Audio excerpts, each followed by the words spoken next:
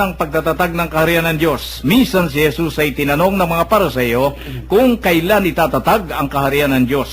Sumagot siya, ang pagsisimula ng kaharian ng Diyos ay walang makikitang palatandaan at wala ring magsasabing nagsisimula na roon o rini, sapagkat ang totoo'y nagsimula ng maghari ang Diyos sa puso ng mga nananalig sa Kanya. At sinabi niya sa mga alagad, darating ang panahong hahangarin ninyong makita ang isa sa mga araw ng anak ng tao, ngunit hindi ninyo makikita yon. At may magsasabi sa inyo, naroon siya o narinig siya. Huwag kayong pumunta upang siya'y hanapin. Sapagkat pagsapit ng takdang araw, ang anak ng tao ay darating na parang kidlat. Ngunit kailangan munang magbatas siya ng maraming hirap at itakwil ng mga tao sa ngayon. Ang pagparito ng anak ng tao ay matutulad sa kapanahunan ni Noe. Noon, ang mga tao ay nagsisikain at nagsisiinom, nag-aasawa hanggang sa araw na sumakay si Noe sa daong. Dumating ang baha at namatay silang lahat. Gayon din nung panahon ni Lot, ang mga tao ay nagsisikain at nagsisiinom, namimili at nagbibili, nagtatanim at nagtatayo ng bahay. Ngunit ng araw na umalis si Lot sa Sodoma, umulan ng apoy at asupre at natupok silang lahat. Gayon din sa pagdating ng anak ng tao. Sa araw na yon, ang nasa bubungan ay huwag nang bumaba upang kunin ang kanyang mga ari-arihan sa loob ng bahay. Ang nasa bukid ay huwag nang umuwi. Alalahanin ninyo ang nangyari sa asawa ni Lot. Ang sinumang nagsisikap na iligtas ang kanyang buhay ay mawawala nito. Ngunit ang sinumang mawala ng kanyang buhay ay siyang makapagliligtas nito.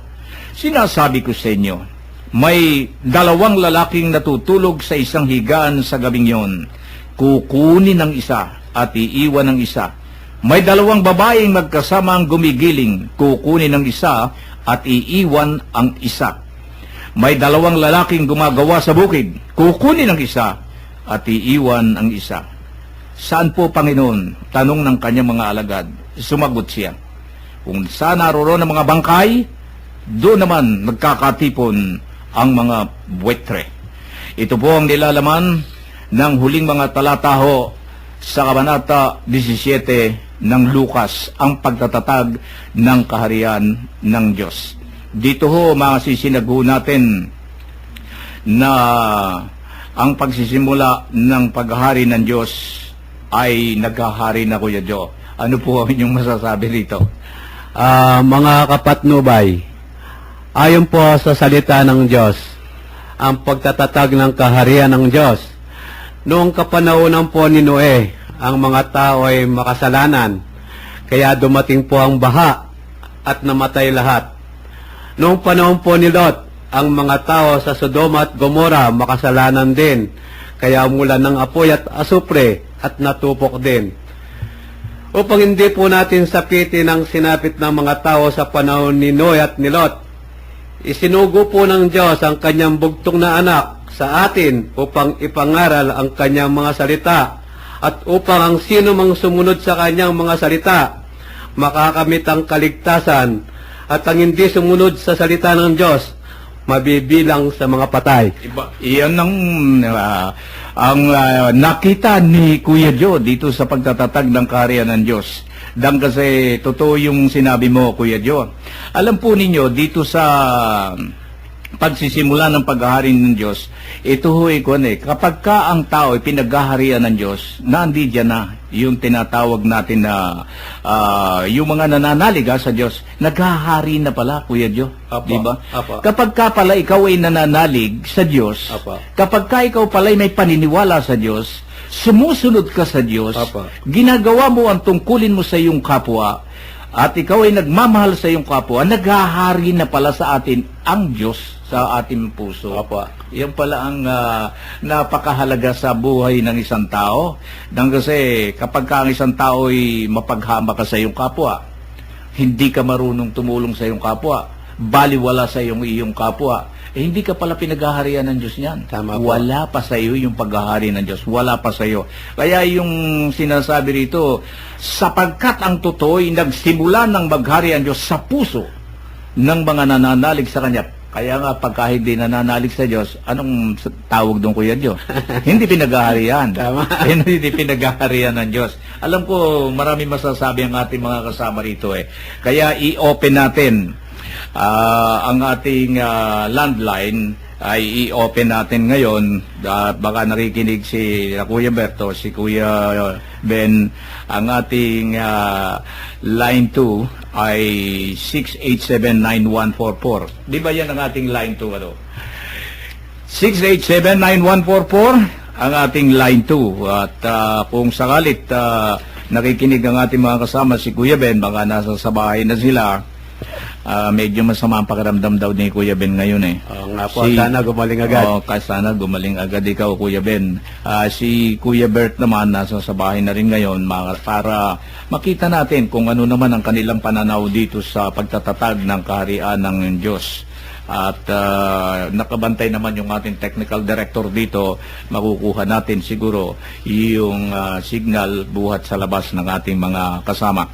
Dito'y nakita rin natin, Kuya Joe, yung ang pagparito ng anak ng tao ay matutulad sa kapanahunan ni Noe. Alam mo, pag sinabing ang kapanahunan ng tao ay matutulad, ang pagparito ng anak ng tao ay matutulad sa kapanahunan ni Noe.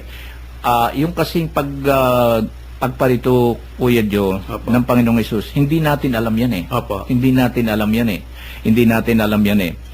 Pero makikita mo, nung kapanahonan ni Noe, di ba? Opo. Na ang mga tao'y abalang-abala sa mundo. Aha. Naglalasing, may kasiyahan silang ginaganap, baliwala sa kanila yung mga nagaganap sa paligid. Kaya nung biglang dumating ang baha, ay yun, hindi sila nakapas.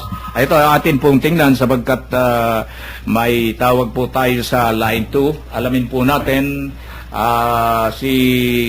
hello, magandang gabi po. Magandang gabi po.